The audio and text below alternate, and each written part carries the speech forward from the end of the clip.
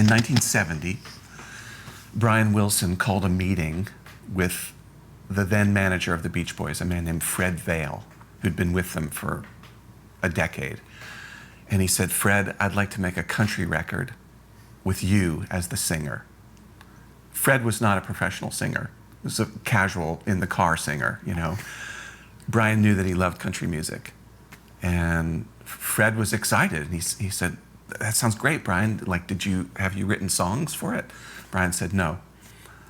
"Do you have the musicians for it?" "No." "Do you have a studio?" "No." Brian said, "If you get all that together, if you pick the songs, you find the musicians, we'll go into Wally Heider's studio and we'll make this record." So of course, Fred didn't want to pass up that opportunity.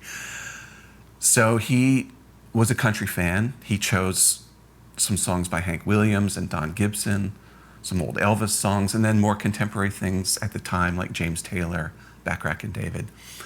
He got this incredible band with Glenn D. Hardin, James Burton. It was basically like Emmylou's hot band before that was a thing. And they went into Wally Heider's studio with Brian producing. So they worked for 2 weeks tracking with this incredible band. And Fred lives here now, and I interviewed Fred, and he said they were very much influenced by what was going on in LA in the country rock scene at the time. So Linda Ronstadt, Ozark Mountain Daredevils, that was the sound. And 2 weeks in, Brian just completely lost interest. And that was the end of it. So they had tracked all of these songs, had some kind of rough guide vocals on there.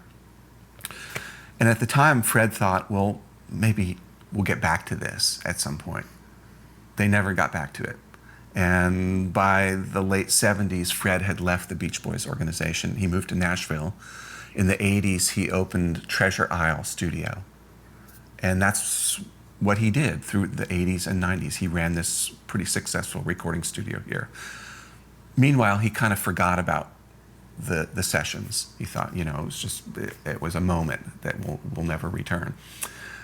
In 2014, 44 years after they went in the studio, Fred got a phone call from the management of the Beach Boys and said, "We're going through the vaults.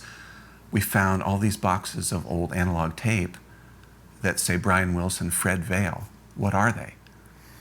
And Fred said, that's a record that we were intending to make. Don't throw those away. Please send them to me. So all these boxes of tape came to Nashville to Fred.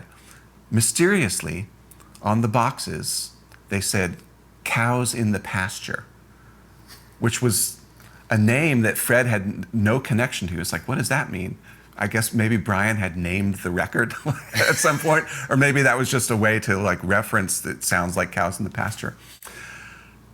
Fred got the tapes, and he was too busy to do anything with them. So they sat for another 10 years. Fast forward to 2023, a local producer, promoter named Sam Parker enters the scene, befriends Fred, hears this story about this lost album that was never finished, and so we have to make this. This is too good to pass up. So they start inviting in all of these country stars and rock stars. When I interviewed them for Mojo, Fred and Sam, they wouldn't divulge who these names were, but I got the sense that it was probably going to be people like Vince Gill and James Taylor. They brought T-Bone Burnett in as an associate producer, and they've been working on it for the last year. It's supposed to come out in 2025, and at the same time that we did this interview, that was the same week that Brian's family and professional team announced that he was going into conservatorship because he was his personal afflictions, whether they're schizophrenia or whatever Brian has. I mean, a lot of different personality disorders had gotten to the point where he couldn't really look after himself. Yet, Fred and Sam were telling me that Brian is still the executive producer on this. And I was, you want to be sensitive about how you approach that, because what does that mean? I guess it means that when they finish something that Brian will sign off on it, basically. So I asked Fred, I said, is there anything on this record that's going to say that Brian Wilson is involved? Like, is something in the audio gonna speak to us and say, oh, that's obviously a Beach Boys influence? And he said, yeah. He said, when we reconnected with it, Brian gave us some ideas for vocal arrangements. And then Brian and Van Dyke Parks wrote an instrumental piece to tie together two of the songs. So there is going to be a Brian element, It was frustrating for me writing about this for Mojo because there was no advanced music. There was only them telling me, this interesting 50-year saga, but my mind went to a terrible record that's probably best forgotten called Stars and Stripes from 1996, where the Beach Boys collaborated with people like Toby Keith and Colin Ray and made this country Beach Boys mashup that was terrible. I mean, just embarrassing for all people involved, So part of me is like, is this going to be Stars and Stripes Volume 2 or Smile, Country Smile, like something really incredible? So next year we'll find out, I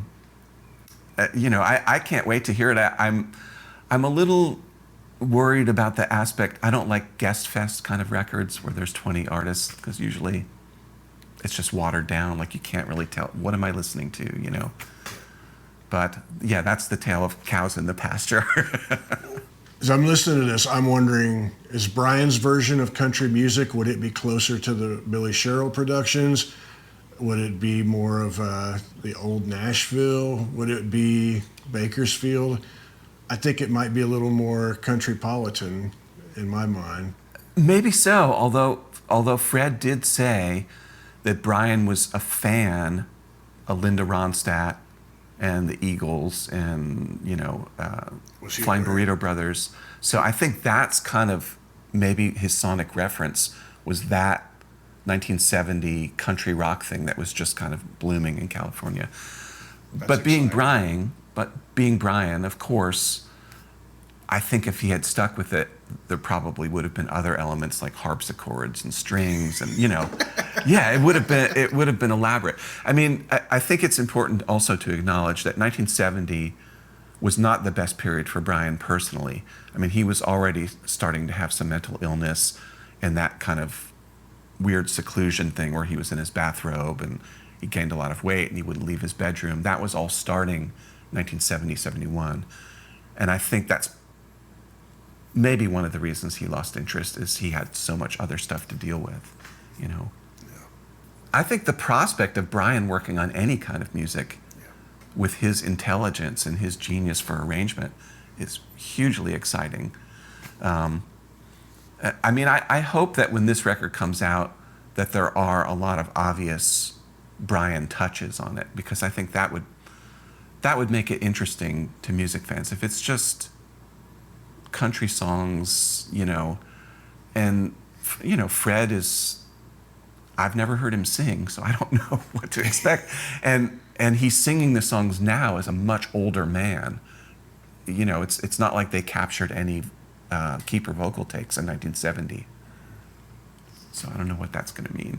It's all a big question mark, It's an exciting question mark. It is an exciting question mark. I mean, enough that Mojo, because they knew going in that I wasn't going to get to hear any of the music. And they said, we still want this story. So